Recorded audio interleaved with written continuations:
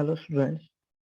आज हम chapter number 2 जो है कंप्यूटर का वो डिस्कस करेंगे टाइप्स ऑफ हार्डवेयर के बारे में। तो चैप्टर नंबर 2 के अंदर जो हमें डिस्कस करना है वो हम प्योरली आपका हार्डवेयर जो है कंप्यूटर सिस्टम के अंदर जो भी हार्डवेयर आपका यूज होता है उसके बारे में डिस्कस करेंगे। तो उसको डिस्कस करने से पहले हमने जो चैप्टर 1 के अंदर जो पढ़ा था उसका एक हल्का सा रिव्यू कर लेते हैं। हमने क्या कुछ चीजें पढ़ी हैं चैप्टर 1 के अंदर ताकि हम चैप्टर 2 को और बेहतर ढंग से समझ पाए। चैप्टर 1 के अंदर जो था, चैप्टर 1 के अंदर हमने एक चीज समझी थी कि जो हमारा कंप्यूटर सिस्टम है वो दो चीजों को लेकर बना है, एक तो सॉफ्टवेयर पार्ट और एक आपका हार्डवेयर पार्ट। और ये दोनों चीजें अवेलेबल होंगी तभी आपका क्या बनेगा, कंप्लीट एक कंप्यूटर सिस्टम बनेगा। अदरवाइज इनमें से कोई भी चीज अगर मिसिंग है तो वो सिस्टम आपका कंप्यूटर सिस्टम नहीं बोला जाएगा। दूसरा, हमने चैप्टर 1 के अंदर पढ़ा था कि आपका कंप्यूटर सिस्टम काम कैसे करते हैं, यानी हमने फंक्शनिंग के बारे में बात की थी कि आपकी कंप्यूटर सिस्टम के अंदर फंक्शनिंग क्या है, कैसे काम करता है। तो उसके लिए अगर आपको याद हो तो हमने एक डायग्राम पढ़ा था जिसके अंदर हमारा इनपुट आउटपुट डिवाइस, सीपीयू और सीपीयू के अंदर के 3 पार्ट एंड मेमोरी, इन सब चीजों के बारे में डिस्कस किया था। तो चैप्टर नंबर 2 जो है हमारा, जो हमने चैप्टर नंबर 1 में पढ़ा था फंक्शनिंग, और फंक्शनिंग जो थी आपकी कंप्यूटर सिस्टम की उसके लिए जो कंपोनेंट की आवश्यकता थी, वो जो कंपोनेंट थे वो आपके हार्डवेयर के रूप में आपके सिस्टम में प्रेजेंट रहते हैं। उन्हीं जो आपके कंपोनेंट हैं उन्हीं के बारे में हम डिस्कस करेंगे इस चैप्टर के अंदर। तो देखिए इंट्रोडक्शन में क्या कह रहा है, in previous chapter you got an overview of computer system, how does it works, कैसे काम करता है और उसके क्या मेन फंक्शनल यूनिट्स हैं। कह रहा है जो मेन कंस्टिट्यूट है ऑफ कंप्यूटर सिस्टम एक्सेट्रा, और कौन कौन सी चीजें हैं जिनसे मिलकर आपका एक कंप्यूटर सिस्टम बनता है। और इसके बारे में हमें ये चीज भी पता लगेगी, और हार्डवेयर और सॉफ्टवेयर जो है वो कंप्यूटर सिस्टम के पिलर्स के रूप में काम करते हैं, यानी दोनों का ही आपके कंप्यूटर सिस्टम को चलाने के लिए होना जरूरी है। दोनों में से कोई भी एक चीज मिसिंग होगी तो वो काम नहीं करेगा। इसके बाद देखिए, तो जो आपके कंप्यूटर सिस्टम के पार्ट हमने पढ़े थे लास्ट वाले चैप्टर में, चैप्टर 1 के अंदर, उन्हीं को इसने डिस्कस किया है कि हमने किन किन पार्ट्स के बारे में बात की थी। तो देखिए जो आपका कंप्यूटर सिस्टम है वो इन सब चीजों से लेकर बना है। सबसे पहली बात जो की इसने वो की सीपीयू की, सेंट्रल प्रोसेसिंग यूनिट, जिसका काम क्या करना है, प्रोसेसिंग करने का है। दूसरा हमने बात की थी मेमोरी की, वहां पर हमने केवल मेमोरी के बारे में पढ़ा था। यहाँ पर हम मेमोरी के दो जो है डिफरेंट टाइप के बारे में भी जो है ब्रीफ में डिस्कस करेंगे। इसके बाद हमने पढ़ा था input devices and output devices. तो ये सारी चीजें हमने पढ़ी थी कि आपके 4 कंपोनेंट हैं जो कि आपके कंप्यूटर सिस्टम के लिए इम्पोर्टेंट हैं, जो कि आपके कंप्यूटर सिस्टम में बेहतर ढंग से काम करने के लिए जरूरी है। इसके बाद जो है हम बात करेंगे आपके memory in computer system, computer system की मेमोरी क्या है, कैसे काम करती है और उसको मेजर करने के लिए क्या यूनिट है। तो देखिए जो अगला टॉपिक अब आ रहा है वो है memory in a computer system. तो हमने एक चीज चैप्टर 1 में पढ़ी है कि अगर हम कंप्यूटर को बोले कि कंप्यूटर के अंदर कंप्यूटर के ब्रेन के रूप में कौन काम करता है, तो हमने पढ़ा था जो सीपीयू है हमारा, वो कंप्यूटर सिस्टम में कंप्यूटर के ब्रेन के रूप में काम करता है। यानी जितनी भी प्रोसेसिंग है, थिंकिंग है या आपका डिसीजन मेकिंग है, वो सारी किसकी है, आपकी सीपीयू की है। तो हम उसको क्या कह सकते हैं, it is a brain of our computer. Computer का क्या है, आपका ब्रेन है। इसके अलावा जो भी आपकी चीजें या जो भी आपका डाटा या इंस्ट्रक्शन अवेलेबल होती है वो सीपीयू को अवेलेबल कराई जाती है। उसको अवेलेबल कराने के लिए सीपीयू के को एक ऐसी मेमोरी की आवश्यकता होती है जहां पर वो उन चीजों को कुछ टाइम के लिए स्टोर कर पाए ताकि वो उन जो स्टोर की हुई इंस्ट्रक्शन है आपकी उनके ऊपर बेहतर ढंग से काम कर पाए और हमें फिर फाइनल आउटपुट निकाल के दे। तो यहाँ पर अगर आप देखें, इसमें एक एग्जांपल लिया हुआ है, 2 नंबर्स को इसने मल्टीप्लाई किया हुआ 7 एंड 9। तो 7 और 9 जो है हमारे यहाँ पर क्या है, एक इनपुट या कमांड या ऑर्डर के रूप में काम कर रहे हैं कि हमने यहाँ से आपका क्या दिया है, ये इनपुट के रूप में कंप्यूटर सिस्टम को दिए हैं। उसके बाद कंप्यूटर सिस्टम में जो प्रोसेसिंग का काम है वो आपका सीपीयू के पास जाता है, और जब सीपीयू के पास ये इंस्ट्रक्शन जाती हैं, सीपीयू के पास इंस्ट्रक्शन जाने से पहले उसको जो है सीपीयू को एक ऐसी मेमोरी की आवश्यकता होती है जहां पर ये दोनों जो नंबर्स हैं उनको कुछ समय के लिए सेव किया जाए। कब तक, जब तक कि इसका फाइनल रिजल्ट निकाल के सीपीयू आपको ना दे दे। तो कह रहा है जब आपका सीपीयू के पास जाता है तो सीपीयू देखता है इन दोनों नंबर्स के बीच में जो है आपका मल्टीप्लाई का साइन है। मल्टीप्लाई का साइन है यानी इन दोनों को आपने क्या करना है, मल्टीप्लाई करना है। तो मल्टीप्लाई करना है तो मल्टीप्लाई करने के बाद हमारे पास क्या आएगा, फाइनल रिजल्ट आता है। तो पहले तो हमें जो है एक ऐसा स्पेस चाहिए था कि जहां पर पहले ये दोनों जो इंस्ट्रक्शन या डाटा जो यूजर ने प्रोवाइड कराया है वो सेव हो, यानी 7 और 9 आपका सेव हो, और उसके बाद जो है आपका जो फाइनल रिजल्ट है वो भी आपका कहीं पे सेव हो। तो यहाँ पर जो है वो मेमोरी का मेन रोल आपका आता है कि सीपीयू को कोई ऐसा स्पेस हमें जो है देना पड़ेगा कि जहां पर वो यूजर से ली हुई इंस्ट्रक्शन को या यूजर से लिए हुए डाटा को उस टाइम तक स्टोर कर पाए जब तक कि उसके ऊपर प्रोसेसिंग चल रही है। तो वही जो चीज थी आपकी, वही जो स्पेस था जो उसको चाहिए था और जो हमने उसको प्रोवाइड कराया, वही आपका यहाँ पर कंप्यूटर सिस्टम में क्या कहलाया, आपका मेमोरी। अगर हम रियल लाइफ में बात करें तो हम भी जो है, हमारा जो ब्रेन है उसके अंदर भी हमारे दो पार्ट होते हैं जहाँ पर हम चीजों को याद रखते हैं। कुछ चीजें ऐसी होती हैं जिनको हम कुछ टाइम के लिए याद रखते हैं, और कुछ चीजें ऐसी होती हैं जो हम परमानेंटली उनको याद रखते हैं। जैसे हमारा नाम है, मोस्टली परमानेंटली याद रखते हैं।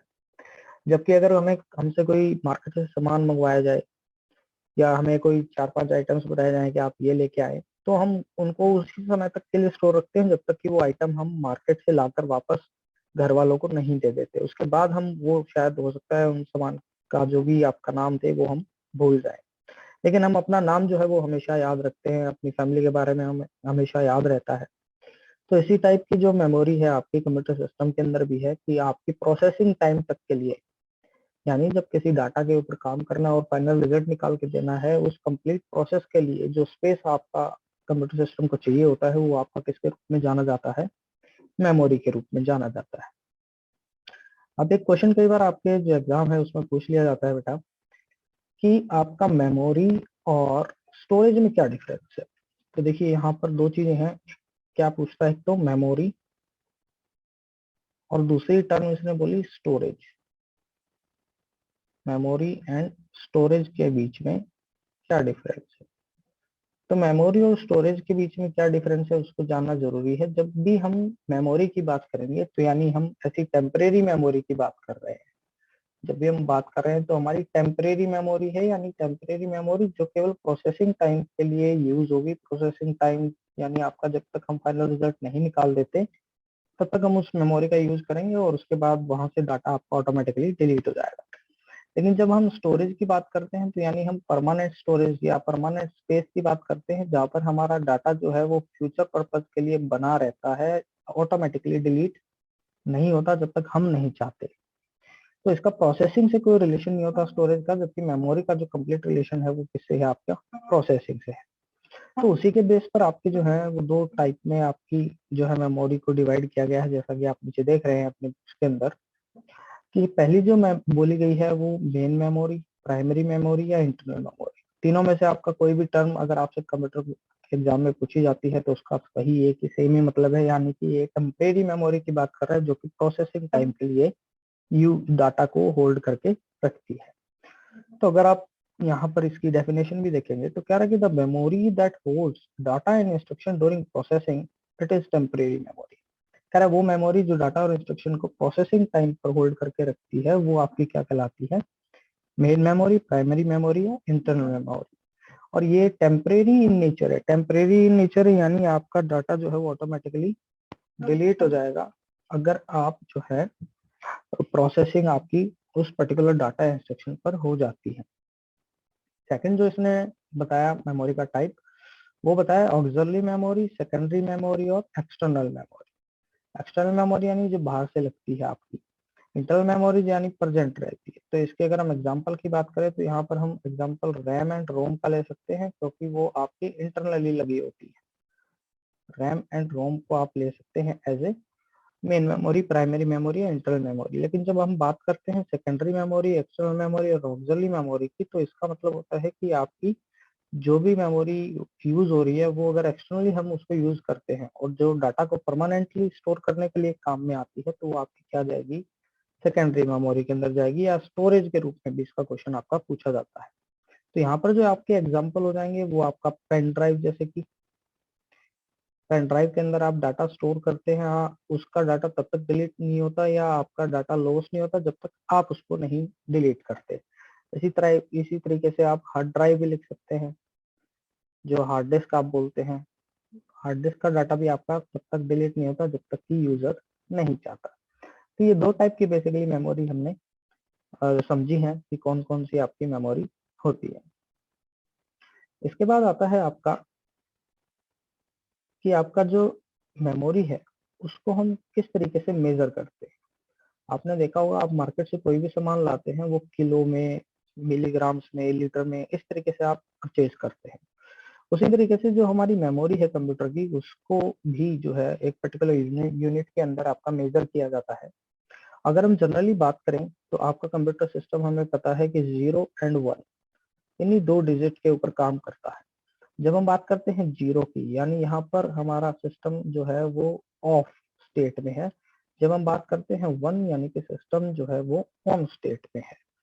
तो यहाँ पर जो ये 0 एंड 1 है, इन 0 एंड 1 को हम किस नाम से जानते हैं? बिट के नाम से जानते हैं। बिट हम इनको बोलते हैं, जिसकी फुल फॉर्म हमने छोटी क्लास में भी पढ़ते आ रहे हैं, बाइनरी डिजिट। बाइनरी डिजिट को ही जो है शॉर्ट फॉर्म में क्या लिखा जाता है? आपका बिट लिखा जाता है।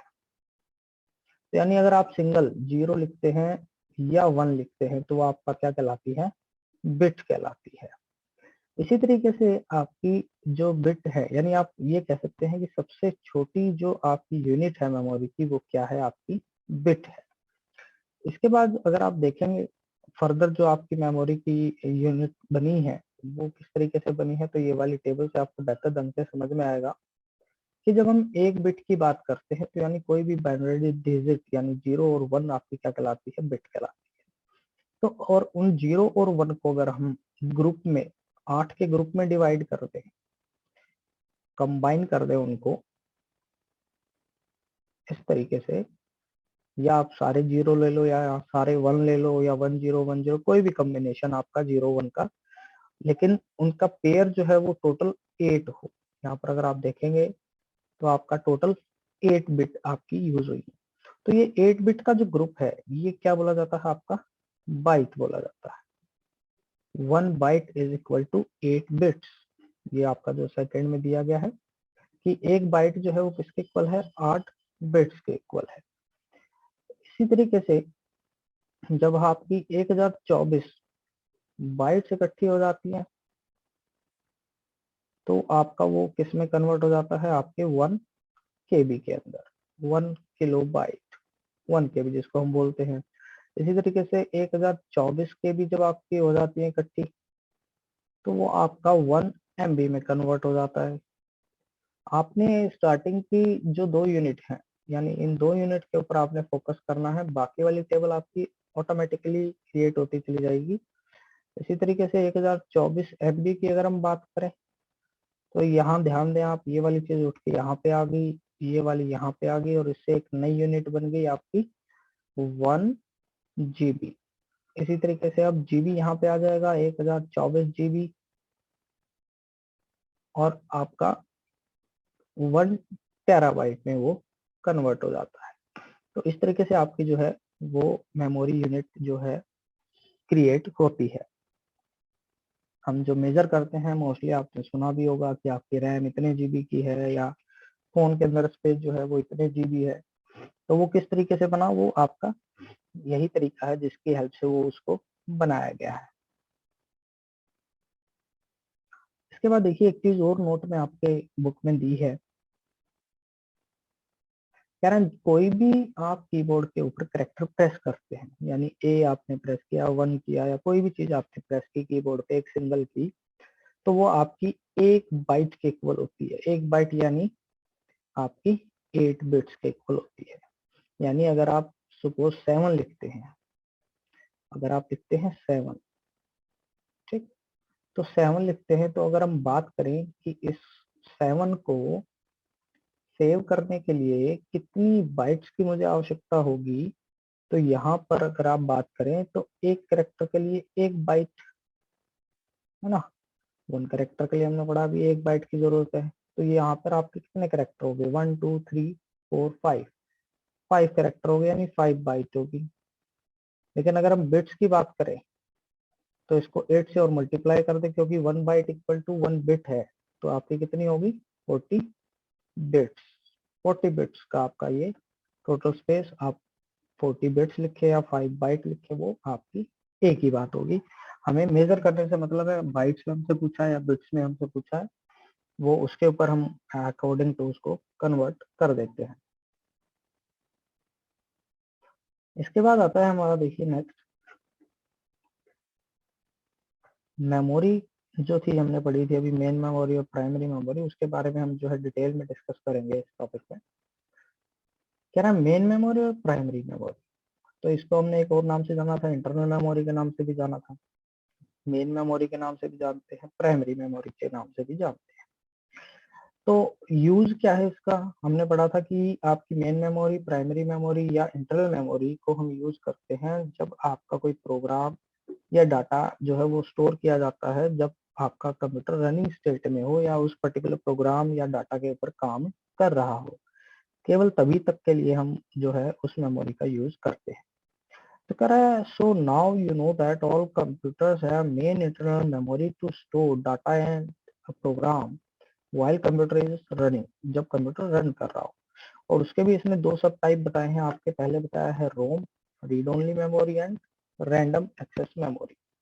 तो जैसे नाम से आपको पता लग रहा है read only memory, read only memory, देखिए जब भी हम किसी मेमोरी की बात करते हैं तो उसका जो है हम ऑपरेशन वाइज हम देखते हैं कि किस किस टाइप के ऑपरेशन वो मेमोरी कर सकती है। अब हम बात करेंगे ऑपरेशन की। ऑपरेशन का मतलब यानी उस मेमोरी से हम केवल रीड कर सकते हैं या उसके अंदर हम राइट ऑपरेशन भी कर सकते हैं। राइट यानी उसके अंदर हम लिख भी सकते हैं या उसके अंदर हम डाटा को स्टोर भी कर सकते हैं। तो ये दो ऑपरेशन आपके डिपेंड करते हैं कि किस टाइप की मेमोरी आप यूज कर रहे हैं। अगर यहाँ पर आप देखेंगे रोम के अंदर रीड ओनली मेमोरी, तो ये केवल क्या कर रही है, आपकी रीड का काम कर रही है, यानी इसमें हम जो है कोई भी चीज राइट नहीं कर सकते। रीड क्या करेंगे, रीड वो चीज करेंगे जो इंस्ट्रक्शन आपकी पहले से ही रोम के अंदर हमें स्टोर करके दी गई है, यानी जो भी इंफॉर्मेशन हमें पहले से स्टोर करके दी हुई है उसके अंदर हम चेंजेस नहीं कर सकते। इसलिए इसको क्या बोला जाता है, रीड ओनली मेमोरी भी बोला जाता है, क्योंकि इसके अंदर हम ना तो कोई चेंजेस कर सकते हैं, ना वापस हम कोई नया प्रोग्राम उसके अंदर राइट कर सकते हैं। तो फिर बात आती है कि रोम यूज कहाँ पे होती है। तो रोम बेसिकली हमारी यूज होती है बेटा जो स्टार्टअप इंस्ट्रक्शन, यानी आपकी जो कंप्यूटर सिस्टम है उसको चलाने के लिए जो मेन इंस्ट्रक्शन की जरूरत होती है, वो सारी इंस्ट्रक्शन आपकी रोम के अंदर स्टोर होती है। अब रोम के अंदर कौन सी वाली इंस्ट्रक्शन जो काम करती हैं, तो रोम के अंदर वो इंस्ट्रक्शन होती हैं जो भी आपका हार्डवेयर लगा है आपके मदरबोर्ड के ऊपर, उस मदरबोर्ड के हार्डवेयर को बाकी कंपोनेंट से इंटरेक्ट कराने के लिए आपके कुछ प्रोग्राम या इंस्ट्रक्शंस होती हैं। तो जो भी हार्डवेयर लगा होता है बेसिकली उसको जगाने का काम जो है वो कौन करती है, आपकी रोम करती है, कि भैया कंप्यूटर स्टार्ट हो गया है, अब आपका काम आएगा तो आप जाग जाए। तो वो सारा काम किसका है, आपका रोम का। दूसरी सबसे इम्पोर्टेंट चीज कि रोम के अंदर जो डाटा रहता है उसके ऊपर इलेक्ट्रिसिटी या पावर का कोई भी इफेक्ट नहीं होता। अगर आप पावर ऑफ कर देंगे तो भी आपका जो रोम का डाटा है वो एज इट इज रहता है जैसे पहले था। तो ये आपके कुछ मेन जो है डिफरेंसेस हैं रोम के। इसके बाद जो हम बात करेंगे रैम की, random access memory. Random access memory में दोनों टाइप के ऑपरेशन होंगे, रीड भी होगा प्लस राइट भी होगा। रीड और राइट दोनों ऑपरेशन होते हैं। दूसरी सबसे इम्पोर्टेंट चीज कि ये वोलाटाइल इन नेचर है। वोलाटाइल इन नेचर का मतलब होता है कि जिसका इलेक्ट्रिसिटी के ऊपर सबसे ज्यादा इफेक्ट हो, यानी अगर आपकी इलेक्ट्रिसिटी है तब तक तो डाटा स्टोर रहता है, अदरवाइज डाटा क्या हो जाएगा, डिलीट। यू कैन से कि ये गजनी टाइप ऑफ आपकी मेमोरी है जिसके अंदर आपका जो डाटा है कुछ समय के लिए स्टोर रहेगा, जब तक कि उसके अंदर लाइट आपकी या पावर आपकी प्रेजेंट रहेगी, पावर फ्लो करती रहेगी तो डाटा सेव है, अदरवाइज वो आपका लॉस्ट हो जाता है। तो ये आपकी क्या कहलाती है, रैम कहलाती है। यूज किस लिए किया जाता है, इसका यूज इसलिए होता है कि आपका जो कंप्यूटर सिस्टम था, हमने समझा था कि सीपीयू को कोई भी ऑपरेशन या कोई भी प्रोसेसिंग करने के लिए एक ऐसी मेमोरी की जरूरत थी जहां पर वो टेम्परेली प्रोसेसिंग टाइम तक के लिए अपने डाटा को स्टोर कर पाए। तो वो स्पेस कौन प्रोवाइड कराता है, रैम। और रैम बहुत ही फास्ट मेमोरी होती है, इसलिए वो डायरेक्टली किससे इंटरेक्ट करती है, आपके सीपीयू से इंटरेक्ट कर पाती है, क्योंकि जितनी जल्दी आपका डाटा सीपीयू के पास जाएगा उतनी जल्दी सीपीयू उसको प्रोसेस करेगा और उतनी जल्दी ही हमें वापस से रिजल्ट मिलेगा। तो इसी वजह से हम क्या यूज करते हैं, वहां पर रैम का यूज करते हैं। दूसरा सबसे इम्पोर्टेंट चीज कि आपकी दो टाइप की मेमोरी थी, फिर सेकेंडरी मेमोरी जो थी वो पिक्चर में क्यों आई। जो हमने ऊपर पढ़ी थी, दो टाइप की मेमोरी थी आपकी, मेन मेमोरी, सेकेंडरी मेमोरी। तो सेकेंडरी मेमोरी का पिक्चर में आने का सबसे बड़ा मकसद ये था कि सेकेंडरी मेमोरी जो थी वो आपकी टेम्परेरी ना करके डाटा को परमानेंटली स्टोर करती थी। उसको लाने का पिक्चर में पर्पज ये था क्योंकि आपकी जो प्राइमरी मेमोरी है, प्राइमरी मेमोरी की टू मेन लिमिटेशन थी। पहली चीज तो ये कि वो आपकी लिमिटेड स्टोरेज कैपेसिटी की थी। लिमिटेड स्टोरेज कैपेसिटी यानी बहुत ही कम डाटा स्टोर कर पाती थी। चलो कम डाटा स्टोर करती थी उसकी प्रॉब्लम नहीं है, फिर भी एक तक मान लें कि हमें कम डाटा स्टोर करना है, लेकिन दूसरी सबसे बड़ी मुसीबत थी उसकी volatile in nature. Volatile in nature यानी पावर के ऊपर सबसे ज्यादा डिपेंडेंट थी। पावर आपकी जो है अगर रैम में से गई तो आपका डाटा भी क्या हो जाता था, वॉश आउट हो जाता था। वो सबसे बड़ी प्रॉब्लम थी कि आज आपने चीज सेव की, कल आप उसको वापस देखना चाहें तो आपको वो चीज जो है स्टोर नहीं मिलेगी। तो इस वजह से आपकी जो पिक्चर में आई वो कौन सी मेमोरी आई, सेकेंडरी मेमोरी आई या स्टोरेज वाली मेमोरी आई, जहां पर हम डाटा को परमानेंटली स्टोर करते हैं, जैसे कि आपकी pen drive, hard disk, CD, DVD, ये सारी आपकी किस में जाती है, आपकी सेकेंडरी स्टोरेज में जाती है। तो ये क्वेश्चन कई बार आता है आपका एग्जाम के अंदर बेटा कि आपका जो है what are the two main limitations of RAM, RAM की दो मेन लिमिटेशन बताएं। तो उसके अंदर देखें आप, सबसे पहले लिमिटेशन इसमें यही बताई है, लिमिटेड स्टोरेज कैपेसिटी। कैपेसिटी जो है वो बहुत ही कम है, स्टोर करने की क्षमता बहुत कम है। सेकेंडली वोलाटाइल इन नेचर है, यानी इसका जो कंटेंट है वो रिमूव हो जाता है जब पावर जो है वो ऑफ हो जाती है। तो पावर ऑफ हो जाती है तो आप जैसे ही यानी शट डाउन भी करेंगे सिस्टम को तो आपका डाटा क्या हो जाएगा, डिलीट हो जाएगा। तो ऐसी मेमोरी की हमें आवश्यकता नहीं थी, हमें तो ऐसी मेमोरी चाहिए थी जिसका हम फ्यूचर पर्पज के लिए अगर डाटा स्टोर करते हैं तो वो हमें नेक्स्ट डे या नेक्स्ट वीक या नेक्स्ट मंथ हम उसको देख पाए। इस वजह से आपकी क्या, आपकी पिक्चर में आई, आपकी सेकेंडरी मेमोरी पिक्चर में आई। इसके बाद एक क्वेश्चन इसी से जुड़ा हुआ आपका आता है। अगर यहाँ आप देखेंगे तो आपको जो है दो मेमोरी दिखाई दे रही है, रैम एंड रोम, जिनसे हमने अभी बात की।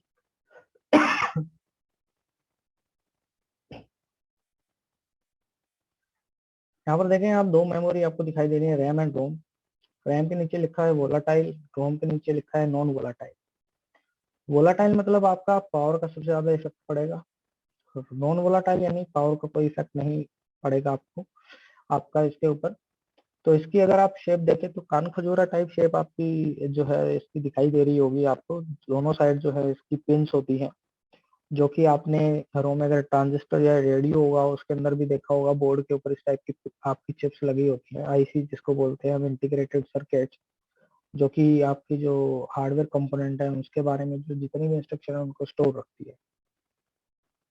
अब इन दोनों मेमोरी के बेस पे एक नंबर का क्वेश्चन कई बार पूछ लिया जाता है कि which memory is directly accessible by the CPU, या which memory are referred as IAS.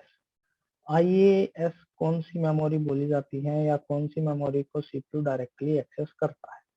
अब हमने एक चीज बात ये समझी थी कि सीपीयू को एक ऐसी मेमोरी की जरूरत है तो वो फास्ट हो और वो टेम्परेरी डाटा को स्टोर कर पाए।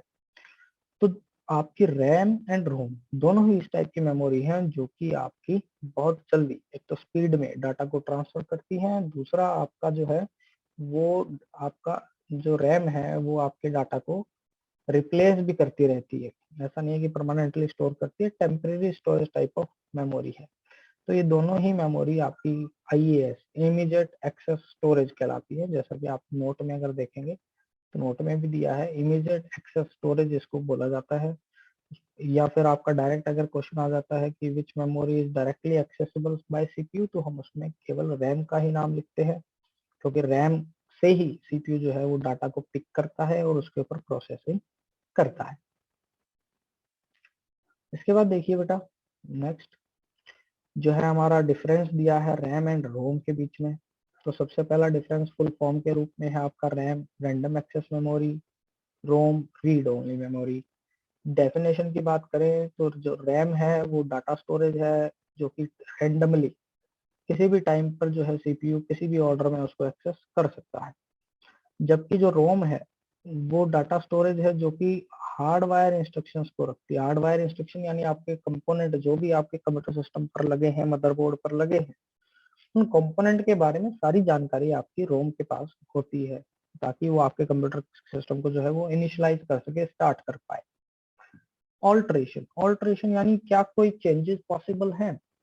तो रैम के अंदर हमने पढ़ा था कि रैम आपके रीड एंड राइट दोनों ऑपरेशन करती है, तो आपके यानी चेंजेस पॉसिबल है। जब भी हमें चेंजेस चाहिए हम उसमें चेंजेस कर सकते हैं, लेकिन रोम के अंदर उनके अंदर चेंजेस करना पॉसिबल नहीं है। अगला डिफरेंस आता है यूजर्स का। यूज कहाँ होगी? कह रहा है यूज करता है कंप्यूटर ताकि डाटा को जल्दी से रीड किया जा सके। जितनी जल्दी रीड करेगा उतनी जल्दी हमें क्या मिलेगी, आपकी जो है वो रिजल्ट मिलेगा। उसके बाद आता है रोम के बारे में। तो कह रहा है ROM store the program required to initialise boot the computer और रीबूट द कंप्यूटर। कंप्यूटर को बूट करने के लिए या रिबूट करने के लिए जिस भी हमें इंस्ट्रक्शंस की जरूरत थी वो आपकी कौन प्रोवाइड करती है? रोम। कौन कौन से ऑपरेशन सपोर्ट करेगी? Read and right, only read operation ये सपोर्ट करती है।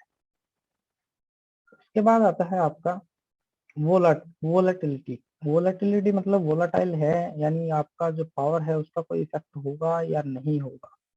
तो रैम हमने समझी थी वोलाटाइल है, सबसे ज्यादा इफेक्ट करती है पावर। ये नॉन वोलाटाइल है, यानी पावर का इसके ऊपर कोई इफेक्ट नहीं होगा। तो ये सारे आपके जो डिफरेंसेस हैं आपने करने हैं। इसके ऊपर क्वेश्चन भी आता है कई बार पेपर के अंदर कि आप जो है डिफरेंसेस बताएं। इसके बाद आते हैं आपके साइज के बारे में। तो लार्जर साइज होता है आपकी रोम के कंपैरिजन में रैम का जीबी के अंदर आपकी है, जबकि ये मेगाबाइट के अंदर आपकी होती है। स्पीड की अगर हम बात करें तो रैम की जो स्पीड है वो फास्टर है देन रोम, और जो आपकी रोम है वो स्लोअर है रैम के कंपैरिजन में। कई बार एक नंबर का क्वेश्चन कई बार पूछता है कि रोम के अंदर जो इंस्ट्रक्शन आपकी स्टोर होती है, जो इंस्ट्रक्शन हमने बताई कि रोम के अंदर परमानेंटली स्टोर होती है, उनको किस नाम से जाना जाता है? तो उनको हम फर्मवेयर के नाम से जानते हैं। ये आपका जो नोट है इसमें दिया गया है कि फर्मवेयर के नाम से उन जो प्रोग्राम है उनको जाना जाता है, जो कि आपकी छोटी छोटी इंस्ट्रक्शन रोम के अंदर आपकी स्टोर रहती है।